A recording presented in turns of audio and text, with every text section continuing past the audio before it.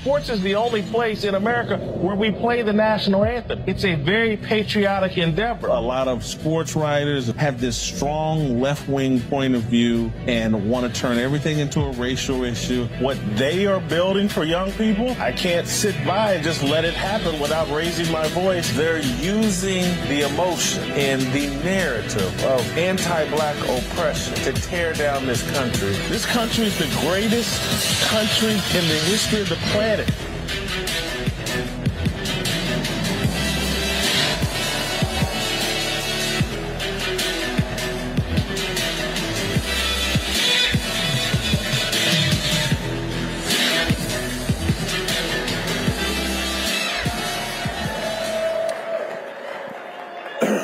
Thank you so much.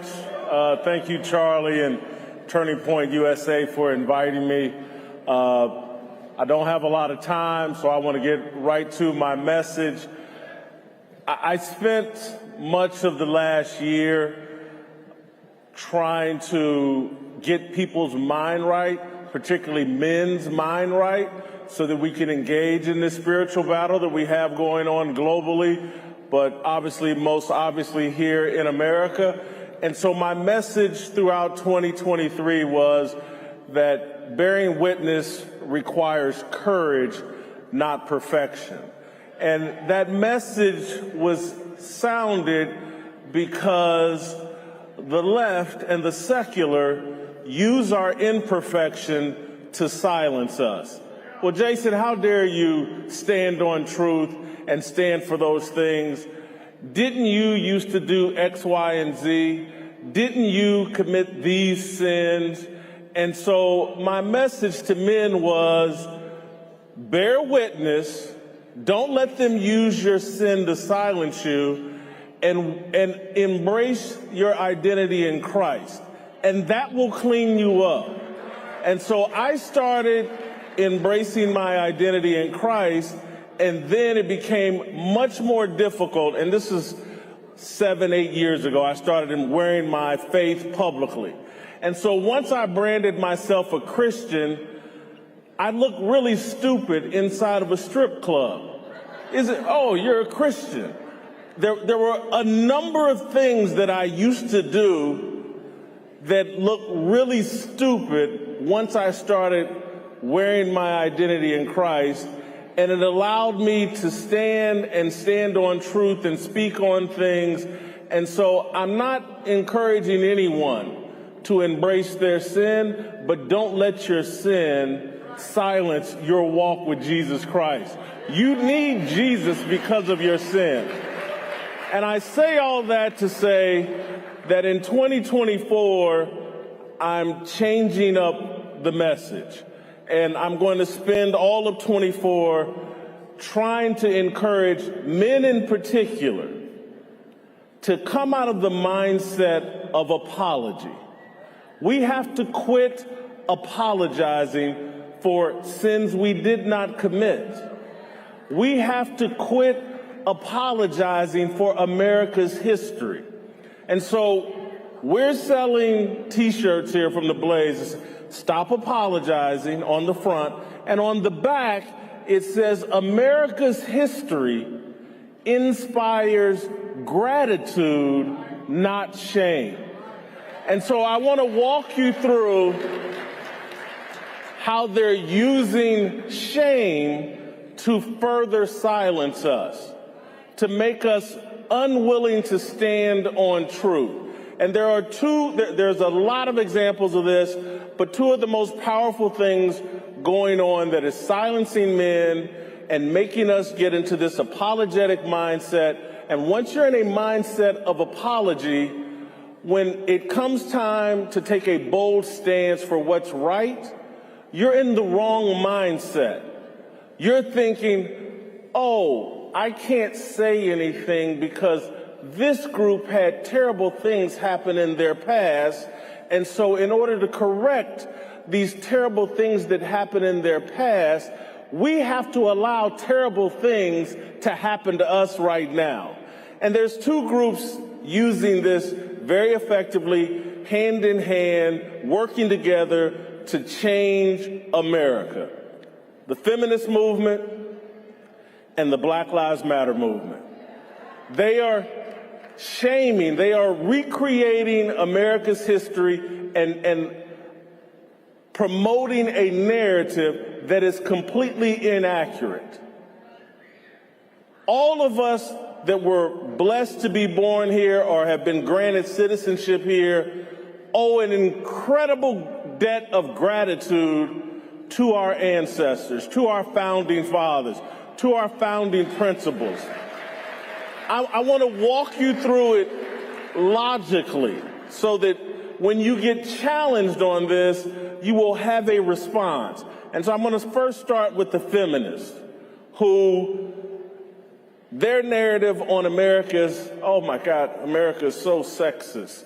And if it weren't for these sexist traditions, if women weren't oppressed in the 16, 17, 1800s, oh my God, the head coach of the New England Patriots would probably be a woman if we were allowed to live free in the 16, 17, 1800s. And so their narrative that they're promoting is that our customs and cultures and traditions in the workforce were a byproduct of sexism, not necessity. That is a lie.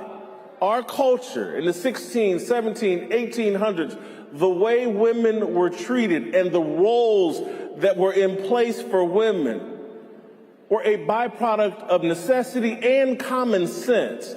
It was reflective of a culture that was trying to live up to biblical values and biblical principles. But more than that, we didn't have DoorDash in the 1700s. Men had to go out and hunt and kill and fend off wild animals and fend off attackers. And so, and it took, we didn't have vacuum cleaners. We didn't have Clorox wet wipes. It took a lot of effort to maintain a home in the 16, 17, and 1800s. Women, in their proper mindset, in my view, were so respectful and so honored by the responsibility God gave them of nurturing and developing and grooming children in the womb, because that is when life begins, that women weren't sitting around saying, oh my God, if I was an advertising executive, how much happier I would be. They weren't upset that they weren't the primary financial providers in their home. They had the greatest responsibility that God has given: life. They were responsible for replenishing the earth and nurturing life in the womb, which is the most critical part of the development of children, what transpires in the womb. And so they have recreated this history that, oh God, it was all just sexism, and we didn't have the right to vote until Susan B. Anthony and the women's suffrage movement. And I will defend life before suffrage, because a vote used to represent the family.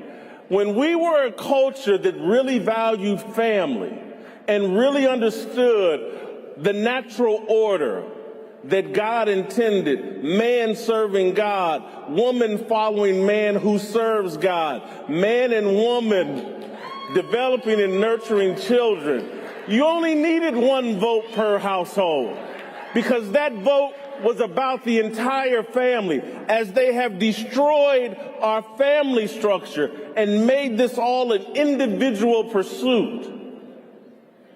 Now everybody has to have a vote, and everybody has an agenda that a lot of times has nothing to do with family.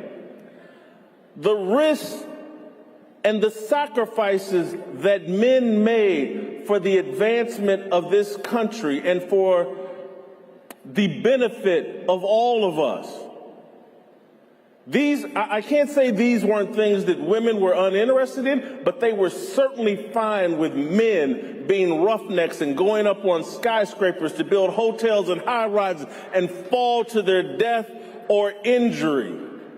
Because that was the role that men played, and we knew that was our responsibility. The life expectancy for a woman is 7 to 9 years longer than a man in America. That's a reflection of our sacrifice as men. We have not cut. Now, I'm not saying everything was perfect, because it was not perfect.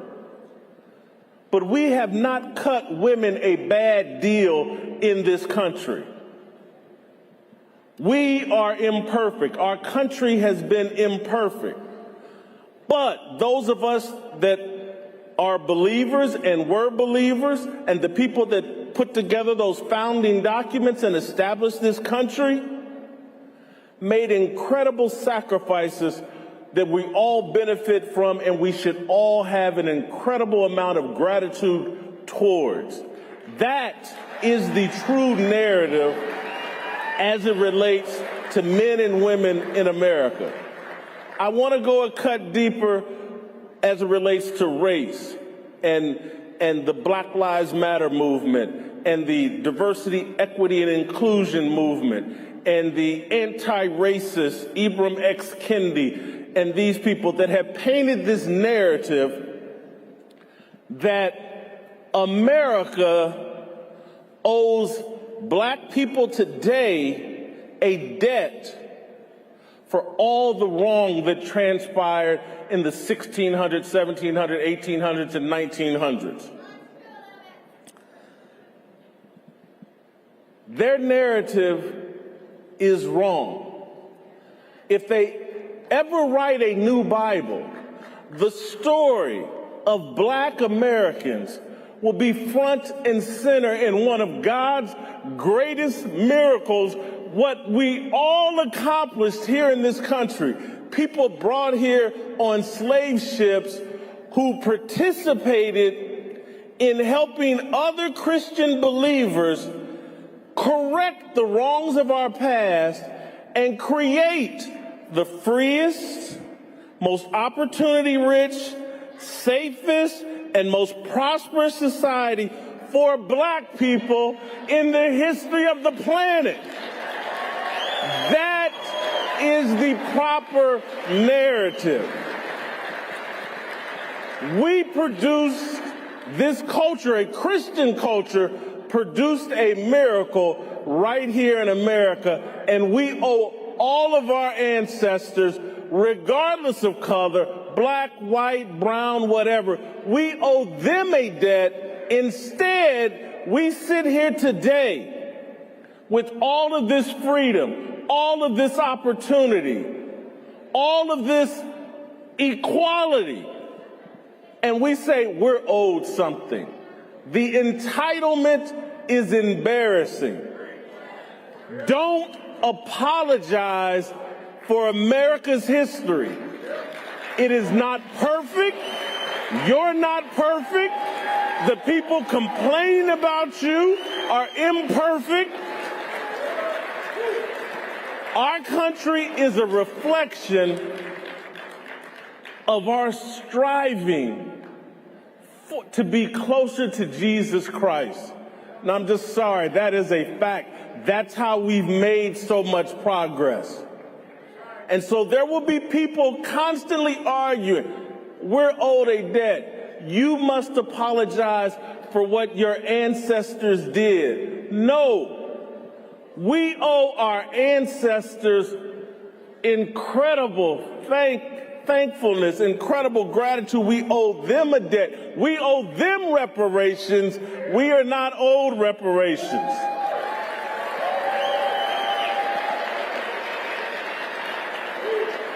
Don't apologize. If you're in the mindset of apology, when it comes time to stand on truth, you will fail. And we are headed towards a time where we're all going to be required to stand on truth. We have to get our minds right in order to engage in this battle. And when you actually take the time to research or just think about our history, you will become more confident in defending this country. You will become more confident in saying that we need to restore a Christian culture. When I hear a Bill Maher sit on his television show week after week, he's not saying this exactly, but this is what he's saying. He'll never admit it. But if you've been watching Bill Maher for the last 2 or 3 years, he is arguing virtually every week, man, things were better before this country went totally secular. I could crack the jokes that I wanted when this country wasn't totally secular. What he's complaining about is, again, when you remove God from the culture, there is no forgiveness. There is no gratitude. That's the argument I'm making today, and why you have to stop apologizing.